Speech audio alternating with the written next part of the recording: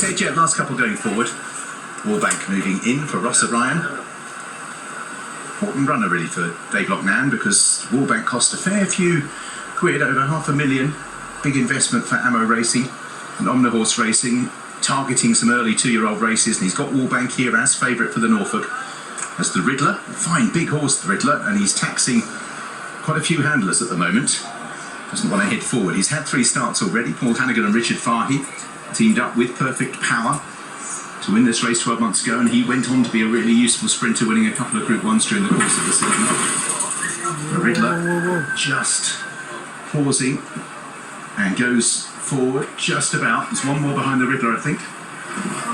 And that one is Brave Nation.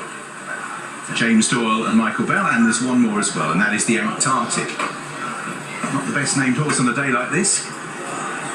Ryan Moore for Aidan O'Brien, looking for their second juvenile winner of the week. So all set for the Norfolk. Norfolk gets underway with a 5-furlong race for 2-year-olds, and the crowd roared them away from the stalls. Crispy Cat was the first to show, accompanied with Bakil over the far side. Jungle Fever showing bright speed, and Wallbank going over into that far side group as well. Near side Thundermore hurtles up on the inside of the Antarctic, and that trio is completed by Brave Nation. Towards the middle of the field is Pillow Talk in the grey. Redemption Times towards the back early on as they race through the first couple of furlongs. Wallbank right in the centre, the Antarctic the grey, and the nose-banded Thundermore are the first 3 at this stage as they're past halfway. Brave Nation in the green and yellow, and the 4 towards the right-hand side just hold sway at the moment as Pillow Talk is asked to go and join them. Then the Ridler to the far side. Still Wallbank has a narrow lead from the Antarctic. Thundermore on the near side. Brave Nation delivering a challenge over on the far side. The Ridler is making the best of his way home as well. Wallbank has a narrow lead. Brave Nation, then the Ridler. Bakil trying to stay up. There's Enquiry. Well, he'll definitely lose that race. Big place from Wallbank and Crispy Cat. Involved in a photo for second. Brave Nation. Sure, it's Enquiry. 50 to 1. Pillow Talk the Antarctic faded away, as did Jungle Fever. 50 to 1. The Ridler has won for Paul Hanagan and Richard Fahey. Well done if you found him. Wallbank, I think, has just got the better of the Ammo duel for second. And of Crispy Cat over on the far side. That seems to be the way. Brave Nation in 4th, Bakil in 5th place, and Pillow Talk in 6th.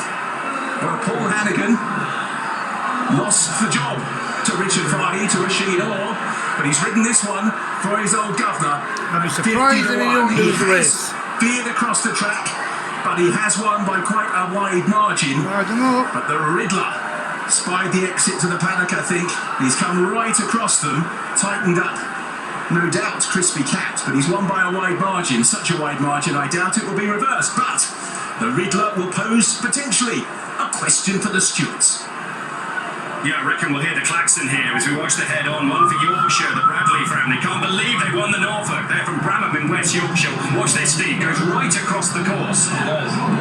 Yes, he might be in a bit of trouble here. I hate to say it, but he did cross over and he bothered a couple horses on his way.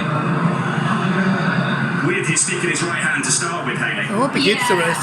It'd be interesting to see the winning distances because, I mean, Paul was in the wrong. But if he's won sort of half a length still going away, I mean, he'll get days, but he'll probably keep the race. It's like the old firm reunited this, isn't it? He's lost the job back riding for Richard Fahey and the Bradleys. Yeah, well, they won this race last year, both of them, and it was really sad when I heard that, Paul was no longer going to be riding for Richard. Obviously, the owners still wanted him involved very much. I can't see Paul losing the race, if I'm honest. I think he'll get a few days, though. Yeah, he's won by a fair enough distance, Jason. Yeah, look, he's gone away and he's won well. It's just here, the horse is on the wing, he's looking for a bit of company. Paul Hanagan decides to turn it over, gives him the pro push right-handed, and that's when he goes across. And obviously the horse is trying to make ground. The main sufferer there, Brave Nation, who's been taken right out of his rhythm completely, and just goes back into, I think he finished 4th in the end. Was he going to be a bit closer? Possibly. And the Bradleys, I think it was Steve's son, shouted, "I can't believe we won the Norfolk." And then the second shout, Steve, was, "I can't believe we're in the Breeders' Cup." He just shouted behind us because they get an automatic berth at the Breeders' Cup. And seriously exciting for them. Very, very exciting. As you say, I mean, there's nothing. At the end of the year, that's the championship of the world. Really, the Breeders' Cup horses that they become the leading 2-year-old in the world. We just broke the news, Steve, that all 14 races, the Breeders' Cup of 2022, are going to be live on ITV in early November in your home patch. It is. What can we expect? It's going to be great racing. Last year, they had it there, 3 years ago, I believe it was, and they did a great job. It's a great place to hold the Breeders' Cup. It really is. The weather's perfect for the European horses as well. Excellent. We'll talk more about that later. The klaxon goes, Richie. Stewards Enquiry. Yes, Stewards Enquiry and Paul Hanagan coming back. And when the klaxon went, Paul, I just heard you go, what was your version of the closing stages? It's just a shame because he pricked his ears in front, but I always felt I was clear. I don't think they've had to stop riding. That's the impression I got, so I think it'll be fine. Just in the closing stages, you started to lean over to your left, you gave him a little smack and he went left again. Was there anything you could do in your power at that stage to stop that? As you can see, he's still very green and baby, but thank you. I put my stick down and thought I'd get him straight, so I don't think I could have done much more, Richie. As for this horse, just before we get too wrapped up in everything that's going on, Paul, you won the race last year with perfect power. Back on board for Richard Fahey again. What does the success mean to you? Fingers crossed you keep it, obviously. Yeah. There's a lot of emotions going through me at the minute. But I'm just delighted to ride Richard, this winner and the owners. Just trying to enjoy the moment. Well done, Paul.